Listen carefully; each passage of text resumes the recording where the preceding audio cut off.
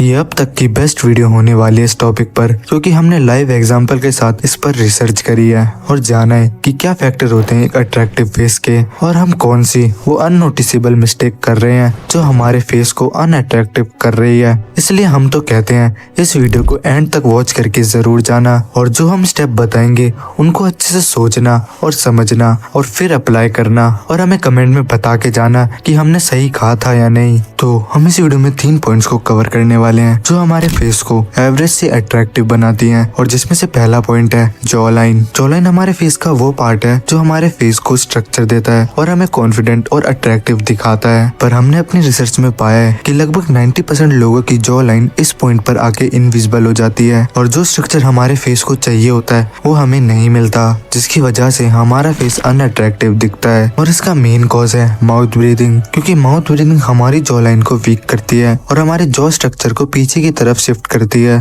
जिसकी वजह से हमारा फेस अनअट्रैक्टिव हो जाता है। इसलिए हमेशा नोज ब्रीदिंग करो और नाइट में माउथ पर वर्टिकल वे में मेडिकल टेप का यूज करो, ताकि सोते समय आप अपने माउथ का यूज ना कर पाओ। बट अगर आपको नोज ब्रीदिंग में प्रॉब्लम है तो माउथ टेप को अवॉइड करो और म्यूइंग पर फोकस करो, क्योंकि म्यूइंग एक ऐसा रिसर्च मेथड है जो हमारे फेस स्ट्रक्चर को परफेक्ट करता है। इसलिए अभी आपका फेस कैसा भी हो, आप म्यूइंग करना स्टार्ट कर दो और आप खुद नोटिस करोगे कि आपका फेस स्ट्रक्चर धीरे धीरे करेक्ट हो रहा है। पर म्यूइंग सही तरीके से करना भी जरूरी है, इसलिए म्यूइंग को करेक्ट वे में परफॉर्म करने के लिए अपने माउथ को ओपन करो और अपनी टंग को बाहर निकालो, और एन साउंड प्रोनाउंस करते करते अपने माउथ को क्लोज करो, और फिर एक बार अपने फेस को डाउन करके नॉर्मल पोजीशन में ले आओ, और देखना आपकी टंग परफेक्ट पोजीशन में आ गई होगी। और ना आए तो 1-2 बार और ट्राई करना। तो चलिए अब हम आपको ना म्यूइंग की एक प्रो टिप देते हैं। देखो क्या होता है ना, हम पूरे दिन म्यूइंग नहीं कर सकते या शेड्यूल बिजी होने की वजह से म्यूइंग करना भूल जाते हैं। तो इसका ना एक सिंपल सा सोल्यूशन है जिसकी वजह से आपको 10x फास्टर रिजल्ट दिखेंगे।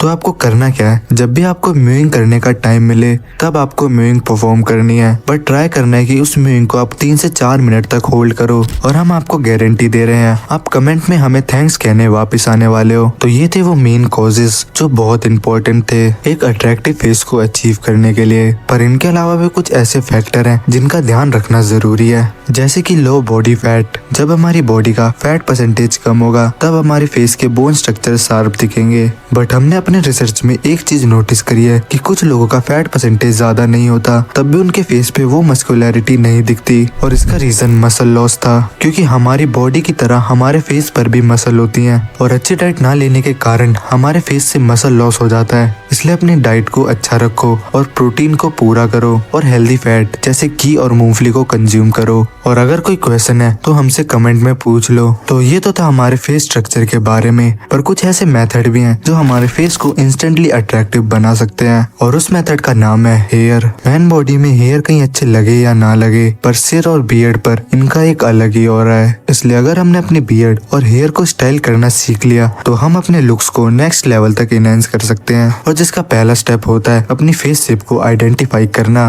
अगर हमें अपनी फेस शेप नहीं पता होगी तो हम एक रॉन्ग हेयर स्टाइल और बियर्ड स्टाइल चुनेंगे, जिसकी वजह से हम एवरेज दिखेंगे। बट अगर हमें अपनी फेस शेप पता होगी तो हम एक राइट हेयर स्टाइल और बियर्ड स्टाइल चुनेंगे, जिसकी वजह से हम अट्रैक्टिव दिखेंगे। लेकिन हमारी अट्रैक्टिवनेस तब खत्म हो जाती है जब हमारे हेयर थिन होने लग जाते हैं या बियर्ड पे पैच जैसी प्रॉब्लम होने लग जाती है। बट इन सब का भी एक सोल्यूशन है, और वो है हेयर केयर। हेयर केयर हमारे हेयर्स को हेल्दी रखता है, जिसकी वजह से हमें कभी भी हेयर लॉस जैसी प्रॉब्लम को फेस नहीं करना पड़ता। और हेयर केयर इतना सिंपल है कि आप उसे 3 स्टेप में कर सकते हो, जिसमें से पहला स्टेप है ऑयलिंग एंड शैम्पू। ऑयलिंग हमें हफ्ते में 2 से 3 बार करनी चाहिए, वो भी लाइट हैंड से। हमें स्कैल्प मसाज देनी चाहिए, और ऑयलिंग करने के बाद हमें 3 से 4 घंटे वेट करना चाहिए, और फिर हमें शैम्पू कर लेना चाहिए। और शैम्पू करने के बाद कंडीशनर अप्लाई करना मत भूलना, क्योंकि कंडीशनर हमारे बालों को 90% मोर स्ट्रॉन्गर बनाता है। स्टेप 2 अवॉइड दिस मिस्टेक हमारे हेयर केयर की वो गलती है जिसे हमें अभी से ही बंद कर देना चाहिए,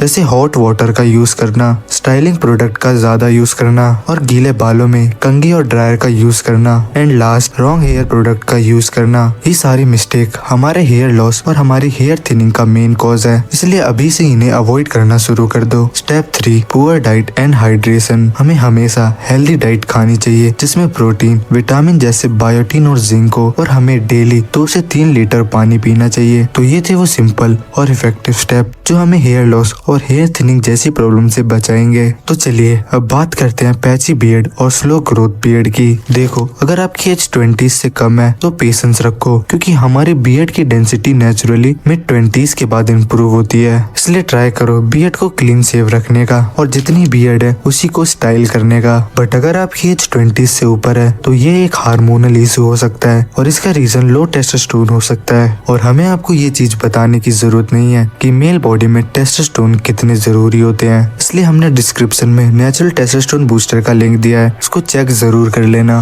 पर टेस्टोस्टेरोन को इंक्रीज करने के अलावा भी हमारे पास कुछ ऐसे परचेज मेथड हैं जो हमारी बियर्ड ग्रोथ को इम्प्रूव करेंगे, जैसे वार्म वाटर से बियर्ड एरिया की मसाज करना और फिर उस पर डर्मा रोलर का यूज करना, और आप चाहो तो बियर्ड ऑयल का यूज भी कर सकते हो। ये चीज हमारे बियर्ड एरिया की ब्लड फ्लो को इंक्रीज करेगी, जिसके कारण हमारी बियर्ड ग्रोथ फास्ट होगी। तो चलिए अब बात करते हैं अपने लास्ट पॉइंट के बारे में, जिसकी वजह से हमारा फेस मोर अट्रैक्टिव दिखता है, और उस पॉइंट का नाम है स्किन। देखो, हम आपको ना पहले क्लियर कर देना चाह रहे हैं कि हेल्दी और ग्लोइंग स्किन पाने का कोई भी शॉर्टकट नहीं है। इसके लिए आपको एक अच्छा सा स्किन केयर रूटीन फॉलो करना ही होगा, और स्किन केयर कोई लंबा प्रोसेस नहीं है, बस 3 स्टेप का है। फेस वॉश, मॉइस्चराइजर और मोस्ट इम्पोर्टेंट सनस्क्रीन। और सनस्क्रीन को 3 से 4 घंटे बाद रीअप्लाई करना मत भूलना। बस यही था एक स्किन केयर। पर इसके अलावा भी कुछ ऐसे पॉइंट हैं जिनका ध्यान रखना जरूरी है, जैसे वीक में 1 से 2 बार स्क्रबिंग, और ये स्क्रब आपको 15 रुपए में आसानी से किसी भी केमिस्ट स्टोर पे मिल जाएगा। तो बस इतना ही होता है एक नॉर्मल स्किन केयर। और हाँ, हेल्दी डाइट लेना मत भूलना,